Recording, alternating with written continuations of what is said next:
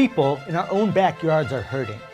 There are insecurities around food, economics, mental health, access to justice, healthcare, and our society continues to become more divisive. But there is hope. Right here in Chicagoland, there are people and organizations who are on the front lines, working to bring about positive and transformative change. Each week, we're going to meet some of these agents of change and examine how they are spurring innovative ideas and finding solutions to push our society forward in a more just direction.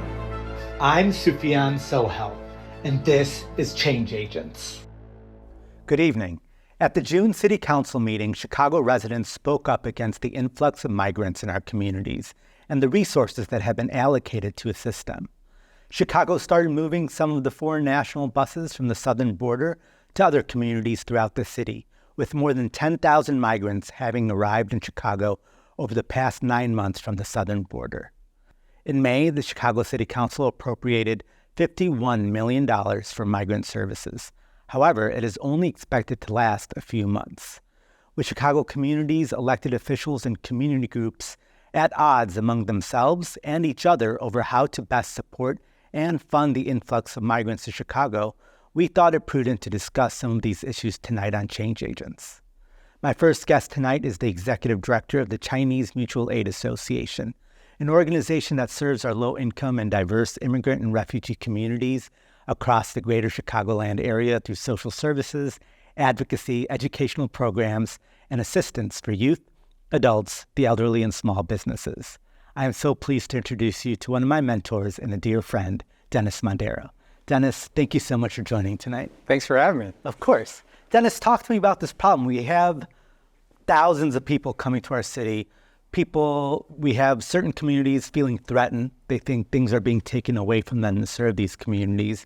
On the flip side, we have people sleeping in police stations, maybe recently relocated to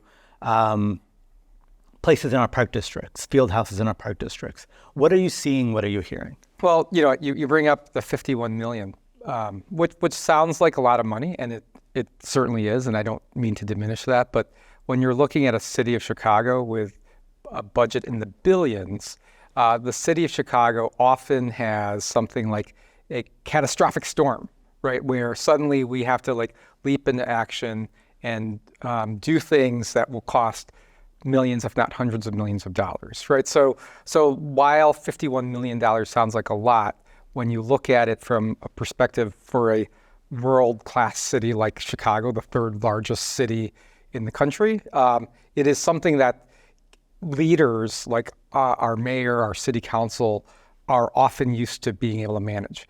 I would posit that the larger issue is, as you point out, 51 million may only last for a certain number of months. The bigger issue is, what is the president, our Congress doing? And I would advocate that both sides, Democrats and Republicans, need together and really try and come up with a compromise, right? What is that discussion? And we've been at loggerheads in terms of comprehensive immigration reform.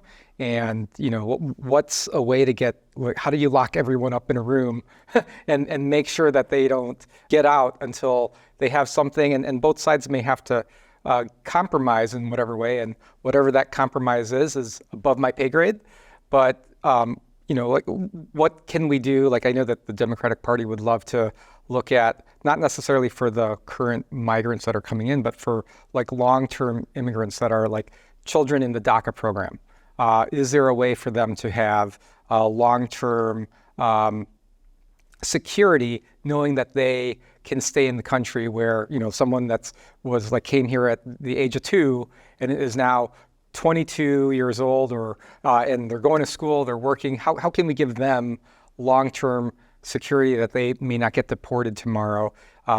Can the Democrats potentially persuade Congress to do something with an issue like that, and then in exchange for some more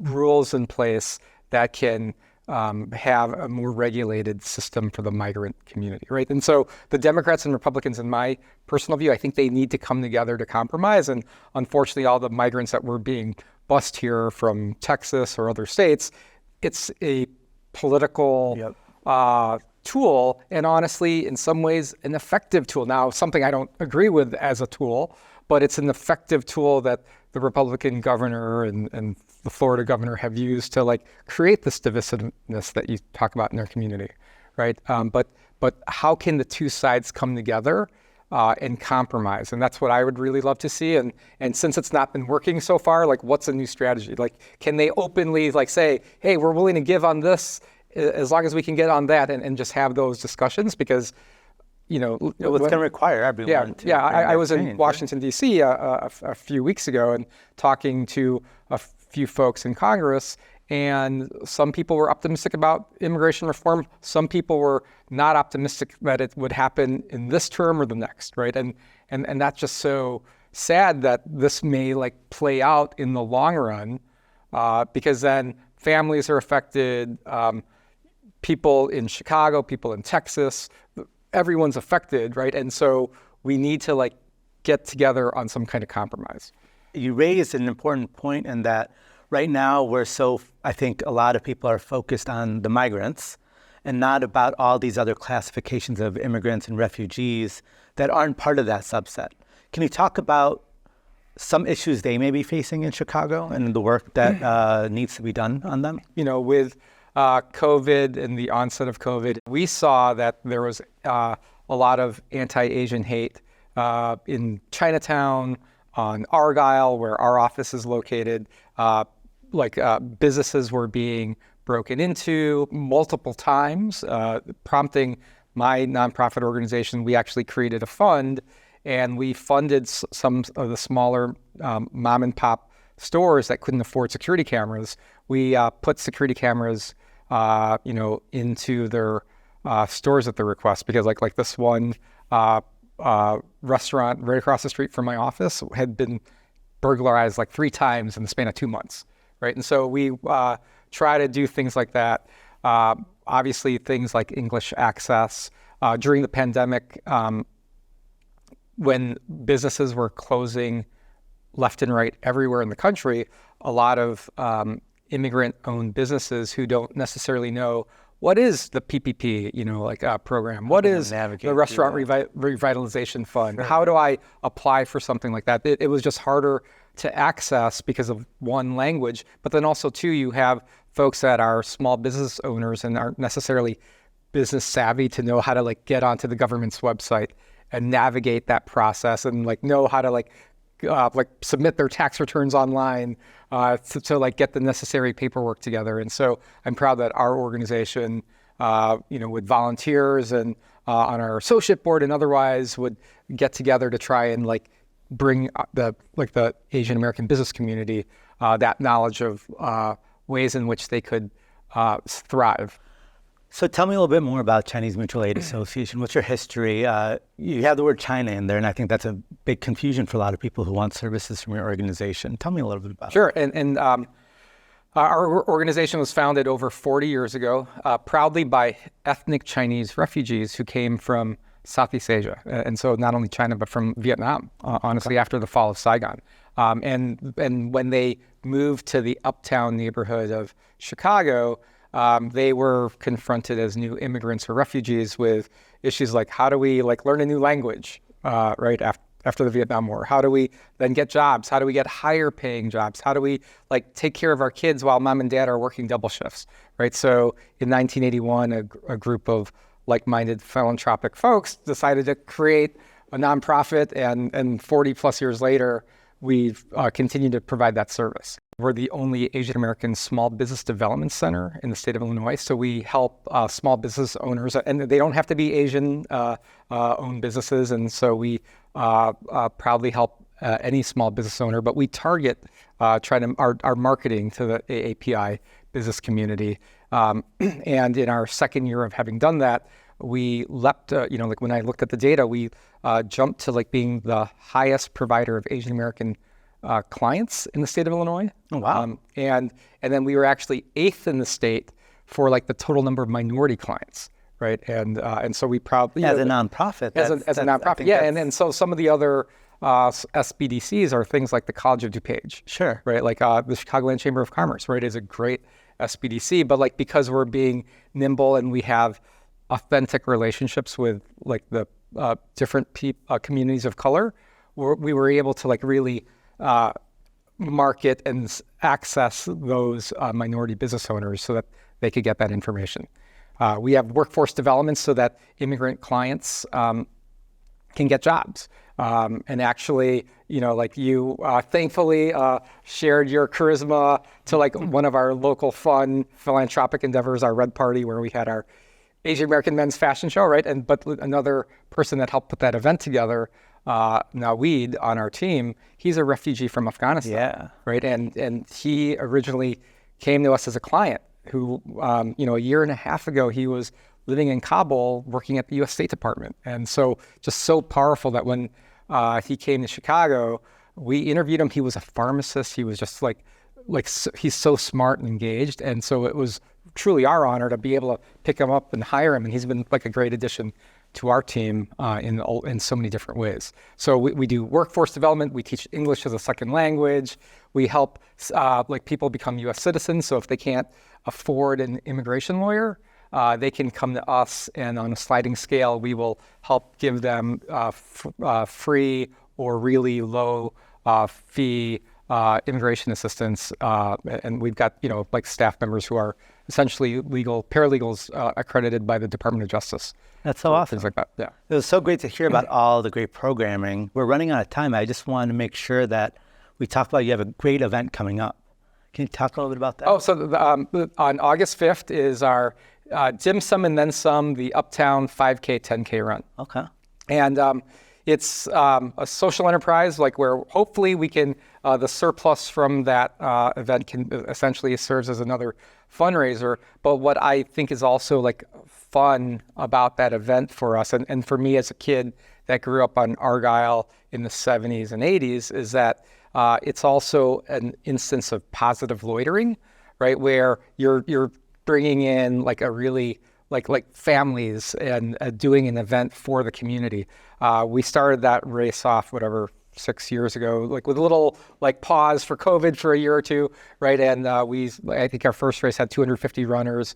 This year we're expecting 2,000 to 2,500 runners. That's so great. And so we've really grown exponentially. And I mean, for me, I think the second year that we did the race, we had grown to maybe about 400 runners. And it was just so powerful for me to see so many people sitting on tables and chairs that we'd set up, or cross-legged and eating dim sum, drinking boba tea for an area that growing up in the 70s and 80s were they were gang.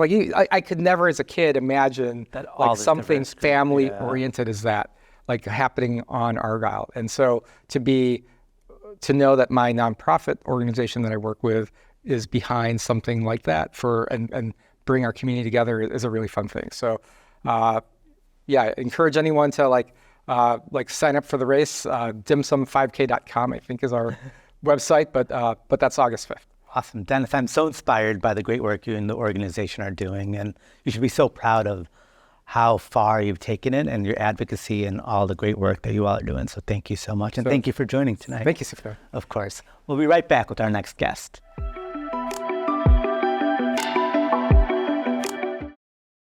It's still honest, it's still thoughtful, and it's still definitely Chicago. 3, 2, 1.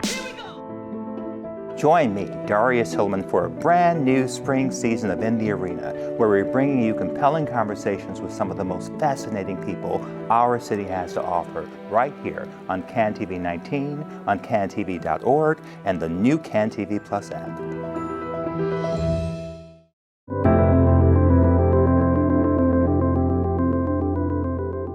Welcome back. My next guest, Jennifer Pham, helps run the Celebrate Argyle campaign and books musicians and artists at pop-up events aimed to energize the Asian community on Argyle District.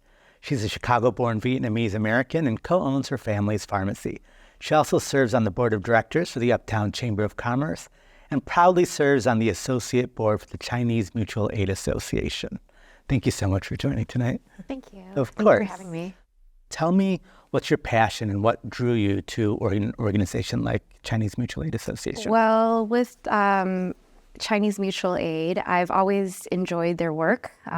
They're such a big part of the community. So many people feel comfortable there. Usually when there's immigrants or refugees or really anyone in the neighborhood, I'm in Argyle all the time, I send them over to Chinese Mutual Aid for any services. Why, besides that they've been there for a long time, what about them gives you the reassurance that if you send someone there, that they'll get taken care of? I think just because they've been in the neighborhood for a really long time, and I feel a very strong trust towards them. And all the folks that are work over at Chinese Mutual Aid, I feel very close to them. So I usually just send them there. I would as well. But you talk about trust, and an organization like Chinese Mutual Aid deals with so many immigrant and refugees from all around the world. And one of the biggest things that, in my experience of working with those communities, is a lack of trust. So why is that so important for these new arrivals? I think trust, it really is everything. As an Asian American, I often feel that we are overlooked. I've felt that way my whole life. And I know that in the neighborhood, a lot of the business owners, a lot of the folks that live in the neighborhood, they've often felt that way. And for Chinese Mutual Aid to be there for such a long time and to consistently be doing the work, help the communities, listen to what the community needs are, I've always felt this sense of trust just through time, just from that. When you say overlooked, what do you mean? Can you expand on that a little? Yeah, I just think Asian Americans in general are overlooked. Growing up, I didn't see a lot of people that look like me in the media. It was just, I always felt separate from being American. And my parents, they came from Vietnam, they're refugees. They've always told me to just keep my head down, do the work, and only serve your community, which isn't the Asian American community. But I realized that we're being on Argyle Street in Uptown. There's so many different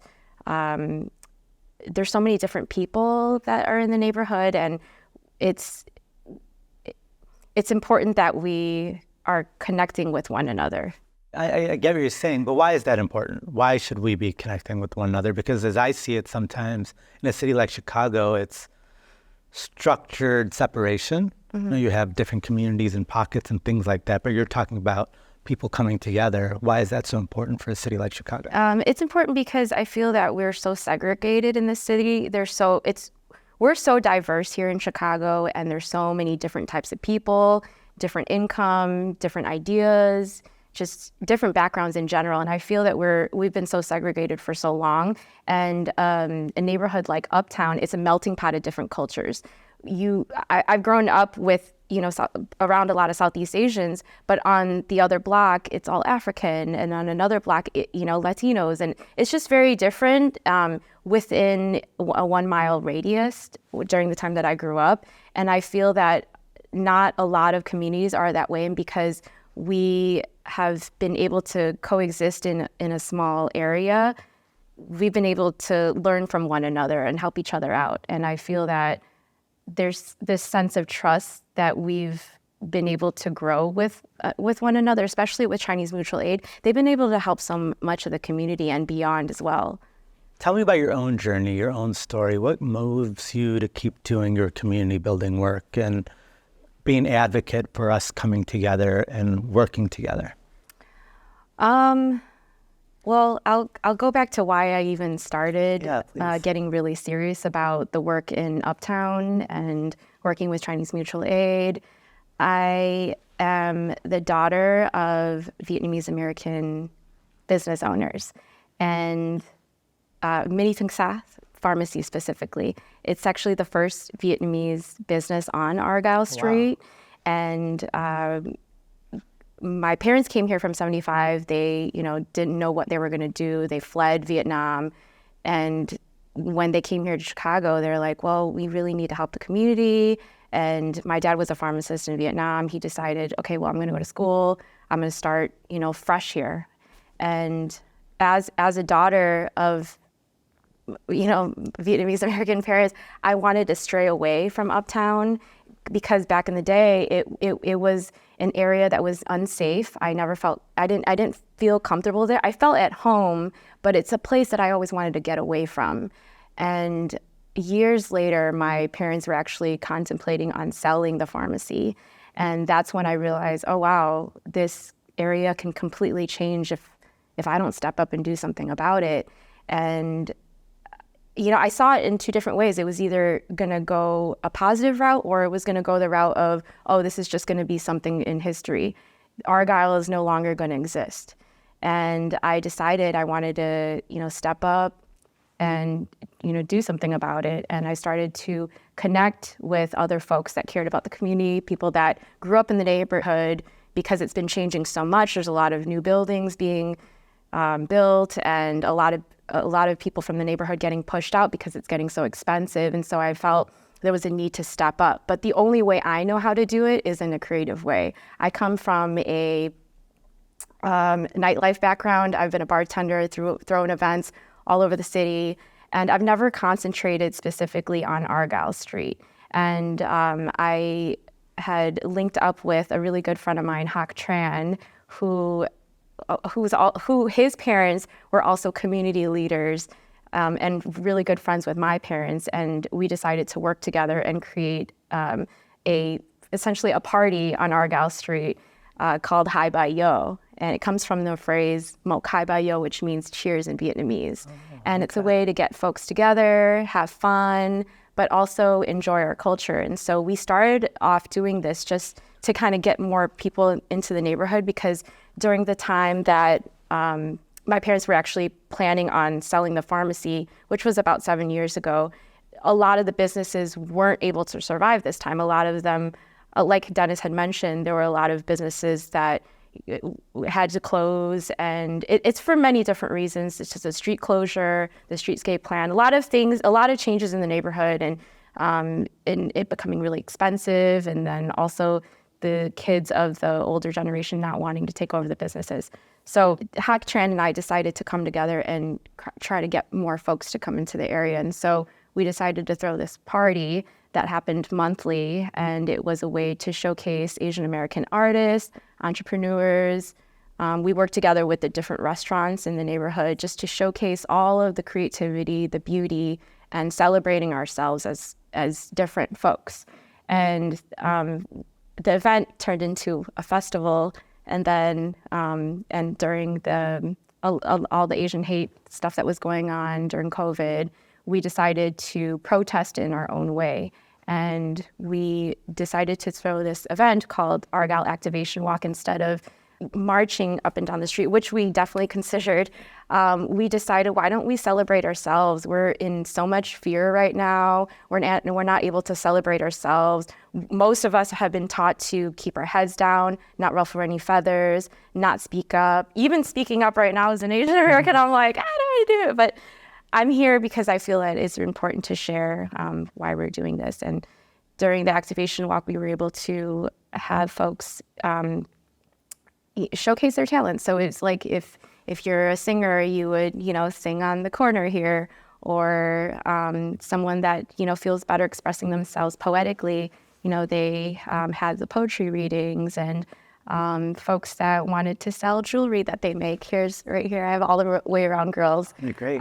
Filipino American, and she was able to showcase her work. And so I feel that being able to connect with different artists and entrepreneurs and just doing creative work has been able to connect us. And after the festival, we ended up creating a nonprofit organization, and then fast forward, we're actually going to be opening up a space next year.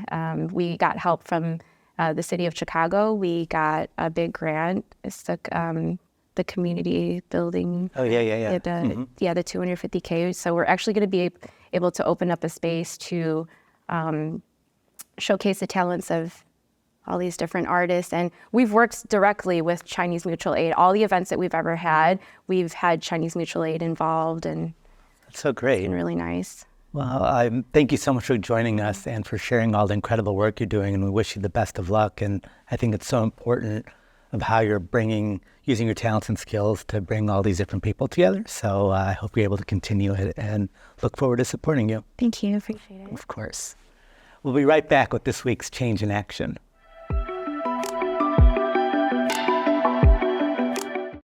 I'm Gavalta, host of the podcast 3 Questions With, a public affairs program elevating the voices and visibility of matters most important to the Hispanic Latino community by speaking with community and industry thought leaders on the social determinants of health and democracy. Join us Wednesdays at 7:30 in the evening via Channel 19, streaming on cantv.org and the CanTV Plus app.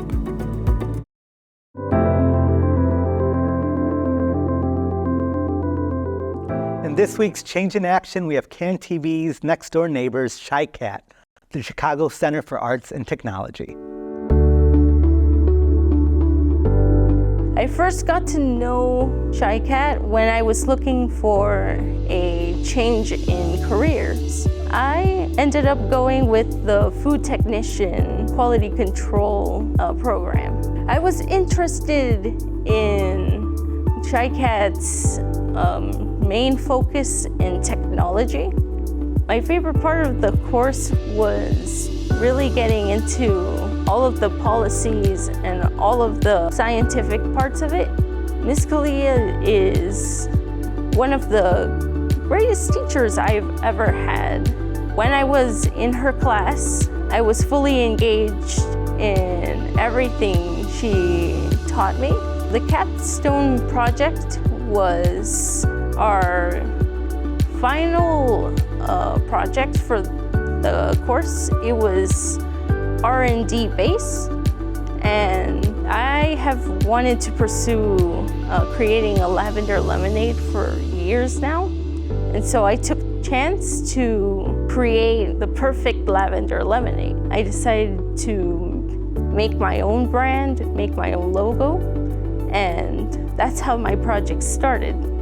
Since I've graduated, I've become a FSQA member at Home Chef.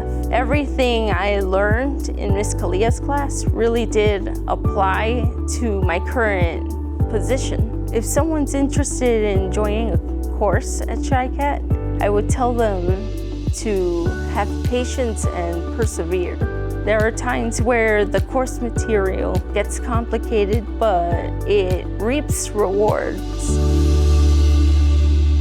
Thank you to Dennis, to Nuky, the Chinese Mutual Aid Association, and to all the wonderful organizations providing support to our immigrant and refugee communities. Your passion for this work is clear, and you should be so proud of all that you're doing to speak up for, stand up for, and serving some of our most vulnerable. As a child of immigrants myself, I know how difficult it was for my parents to move to a new country and city, to leave their family and loved ones on the other side of the world, to learn and embrace new cultures and languages, and to try their very best to fit in despite the discrimination, loneliness, and hate that they faced over the past 45 years. And for those escaping famine or violence, like so many of the over 10,000 migrants and refugees who have recently arrived to our city, their stories are much more grim. Pediatrician and author Nadia Hashimi wrote, "Refugees didn't just escape a place. They had to escape 1,000 memories until they'd put enough time and distance between them and their misery to wake to a better day." For those of us who live in safer places, we have an obligation to assist those fleeing from danger, to help integrate them into our societies, and to build communities that are welcoming and inclusive of all. We can all be change agents. Let us all be change agents. I thank you, my friends, wishing you a wonderful rest of your week. Be safe and be well.